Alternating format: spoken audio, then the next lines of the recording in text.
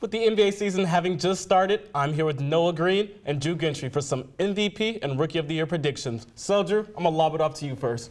My MVP is going to be King James. He's got a new kingdom out there in LA, and he has shown that he is a different player and is focusing on developing players as well. So most valuable player doesn't have to have the best stat, like overall points. It doesn't matter about that. It's how you lead your team, and he's going to take the Los Angeles Lakers from an out-of-playoff team to a playoff contender, probably going to be a 4, 5, 6, somewhere in that way, 3 to 6 range. And also, this is my biggest hot take that I have. He's going to be close to averaging a triple-double this season because he's already done it in the preseason. In minimal minutes, he's doing 19, 10, and 8 in like 19 minutes of play. You don't see that.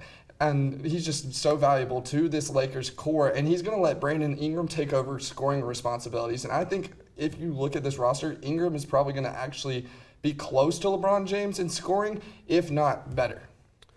I mean, there's not much you could say bad about LeBron. However, the MVP is about stats. You said that it's not that much about stats. It's about how you carry a team. However, Russell Westbrook won it 2 years ago when he had no second or third option, really. Last year was Harden. He had Chris Paul, but it was all about stats. And LeBron is moving to the stage of his career where he's going to be using less minutes or going through less minutes. He's going to be focusing on developing other players, like you said. And I don't think his stats will be as good. I think his points will go down a little bit. Assists I can see going up, but I just don't see his stats continuing. So with that being said, I would go with Giannis. He's the best player in the conference with LeBron gone. I think that he has the opportunity to average a triple-double, which is bold, but he averaged a double-double last year. I think he's got the best position, really, to be MVP with not an amazing second or third option. I get that. I agree. Giannis is definitely going to be the dominant player in the East. And I can see where the stat line of LeBron, even if it does decrease, but I think it's the wins that the Lakers are going to get more of this season that really puts him above and proves that he is the key asset. Yes, he's LeBron James. Everybody knows he is the key asset. But I think the way he's going to develop players, which is part of the most valuable to a team, and the fact that he's going to be still putting up the stats, probably close to record highs in assists for him because he has these young core options that he's trying to be like, okay, I'm about to lead this league. It's your time to shine. He said he sees himself in Ingram and in Ball. If he can get both of those players developed, it's just going to be a whole different league.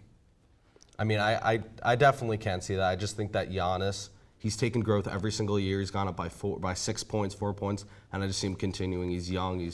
He has the ability to grow even more. Well, speaking of young, let's go on and pass it to the rookies. So, who do you think will win Rookie of the Year? I see Luka Doncic. There's no one that really jumps out to me like there's that one player, kind of like Simmons with last year. I think there's a lot of people that are qualified. He's a 6'7" guard, and a lot of the problem that rookies run into a lot is that they're going from college where maybe they don't have the biggest stage and they go to the NBA. He's been playing in professional basketball just across. He's been playing in championships. He's ready for the NBA.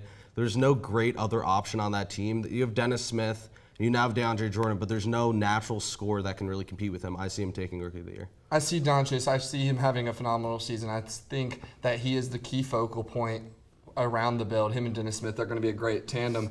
But my Rookie of the Year is one that was drafted not in this class, but the year before, in Harry Giles. I know that is he's very underrated right now. He didn't perform at Duke, but he's coming off 2 ACL tears. But then he did what Ben Simmons did going into last season. Took a whole year off, learned the system, and is now, you can see it, he is one of the key pieces of this Kings roster. And he's showing a lot of chemistry with this team, and he's putting up 16, 9, and 7. He's putting up great numbers for himself, and the fact that he is on such a young roster, it gives him the more opportunity to take over the lead or take over the team as well, because he's the more experienced. Even if he hasn't played, he's been in their system for a season. That amazes me what you just said. I completely forgot that he was on the roster at this point, honestly. He wasn't even a top pick. He didn't play last year. He's gone through multiple knee injuries before he even reached the NBA.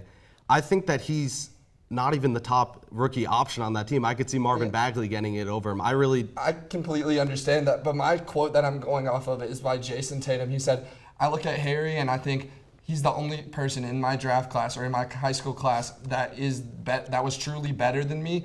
And if you think about Jason Tatum's number, he should have been in that Rookie of the Year conversation last year. He should have been, and the fact that they were on the same college roster and they competed for that one spot in high school for the national ranking, yeah, it's high school, it doesn't really matter. But the fact that he says that he is the true player that is better than him, that says a lot. And this draft class is very deep as well. But like, the fact that he has that praise from somebody that went through a great season and he's been working with Kobe and everybody just grinding and showing out in preseason. It's just a lot of hype around him. I could see him sleeping or being a sleeper that comes into the making and wins it all.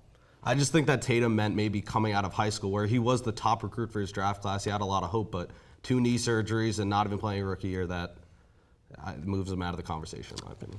All right, well, that's a whole lot of hot takes. It must be NBA season. That's all from the hardwood, but I'll be back next week.